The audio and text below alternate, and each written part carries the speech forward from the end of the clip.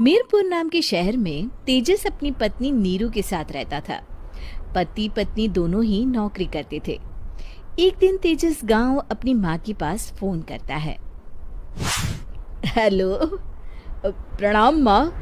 जीते रहो माँ, तुम दादी बनने वाली हो हैं? अरे वाह, ठीक है बेटा, मैं कल ही आती हूँ। जब माँ जी शहर पहुंची तो बेटे बहू ने बहुत अच्छे से स्वागत किया। लीजिए माँ जी, चाय। अरे गर्मा गर्म पकोड़े ले आओ माँ के लिए। नीरू रसोई में गई और 2 मिनट में ही पकोड़े ले आई। जी ये लीजिए। बहू, जादू से बनाए हैं क्या? अभी तो रसोई में गई थी। यम्मी। माँ जी, शीला रसोई में पकोड़े तल रही है, मैं बस लेकर आई। हे भगवान, मेरा धर्म भ्रष्ट कर दिया तूने। अब तो गंगा जल से शुद्धिकरण करना होगा। दूसरे दिन, माँ जी मैंने नाश्ता बना दिया है, ऑफिस जा रही हूँ। पर अभी तो घर का सारा काम पड़ा है। शीला आती ही होगी, झाड़ू पोछा बर्तन कपड़े वो सब कर लेगी। हमारे जमाने में घर का सारा काम हम ही करते थे। जी माँ जी, आप बहुत होशियार हैं, मैं घर ऑफिस दोनों नहीं संभाल पाती। तो जरूरत क्या है घर से बाहर जाकर चाकरी करने की? वैसे भी घर का काम खुद करने से घर में बरकत आती है, समझी? पर माँ जी। पर वर कुछ नहीं, इस महीने की पगार मिले फिर ऑफिस बंद है। हाँ। रात को नीरू तेजस से कहती है, सुनिए जी, माँ जी बोल रही थी कि मैं नौकरी छोड़ दूं। वैसे ठीक ही तो है, अभी तुम्हें आराम की जरूरत है।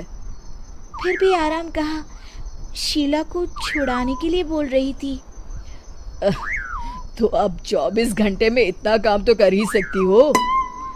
पर जॉब पसंद है मुझे, घर पर मन नहीं लगेगा। अगले दिन जब दोनों ऑफिस के लिए निकल रहे थे, मेरी तो कोई कीमत ही नहीं है इस घर में। माँ जी, आजकल महंगाई बहुत है, रहन सहन भी बदल गया है, दोनों नौकरी करते हैं तभी ठीक रहता है। अच्छा, तू कहना क्या चाहती है? मेरा बेटा तुझे बिठा के खिला नहीं सकता? तू ही इस घर का खर्च चला रही है, हैं?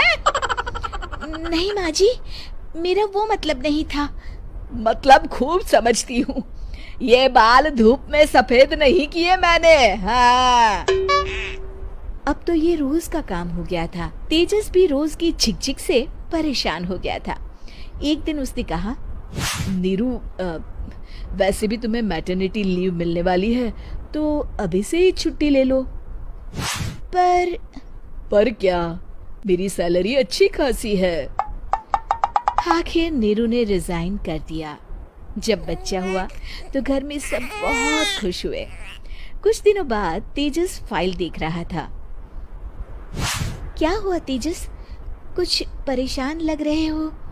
अब हाँ, वो हमारी जितनी सेविंग्स थी वो तो हॉस्पिटल में और छठी के फंक्शन में खत्म हो गई है नीरू। और अभी वैसे मंदी चल रही है तो मैं बोल रही थी कल मुन्ना को हेपेटाइटिस का टीका लगवाना है। नीरू, क्या पोस्टपोन नहीं कर सकते? नहीं जी, बिल्कुल नहीं। अब तेजस को समझ में आ रहा था कि उससे गलती हुई है।